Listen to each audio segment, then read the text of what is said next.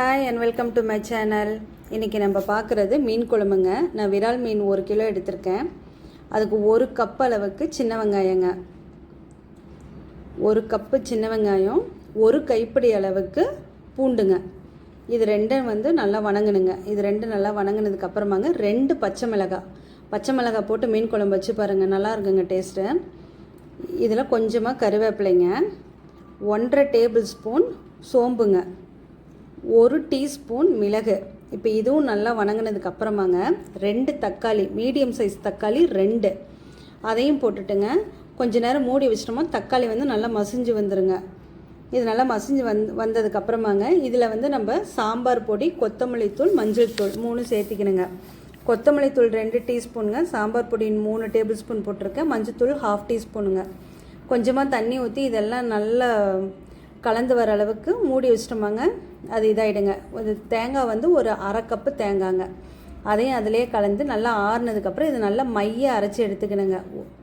1 உருண்டை அளவுக்கு புளிங்க, நான் பழைய புளி புது புளி 2 கலந்து எடுத்திருக்கேன்.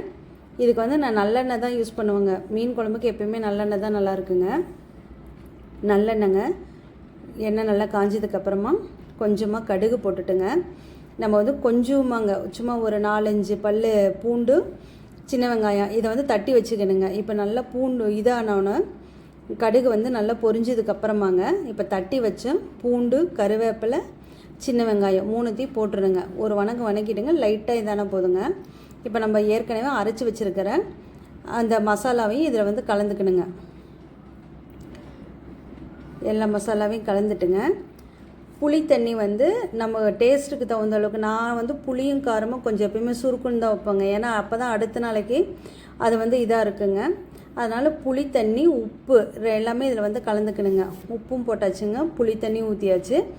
குழம்பு நமக்கு எந்த அளவுக்கு தேவையோ அந்த அளவுக்கு தண்ணி சேர்த்திக்கணுங்க. நல்லா கொதிக்கணும் குழம்பு, அப்போ தான் டேஸ்ட்டு நல்லா வருங்க. இப்போ பாருங்கள், ஓரளவு கொதிச்சிருச்சு.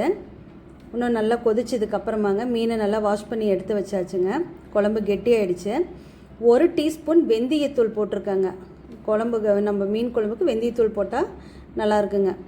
இப்போ பாருங்கள், குழம்பு நல்லா கெட்டியாகிடுச்சுங்க. இப்போ மீன் எல்லாத்தையும் சேர்த்திடலாங்க. சேர்த்திட்டு நம்ம ஃபாஸ்ட்டாக வைக்கக்கூடாதுங்க, மீடியமில் இல்லைன்னா ரொம்ப ஸ்லோவாகவே வச்சுக்கலாம்.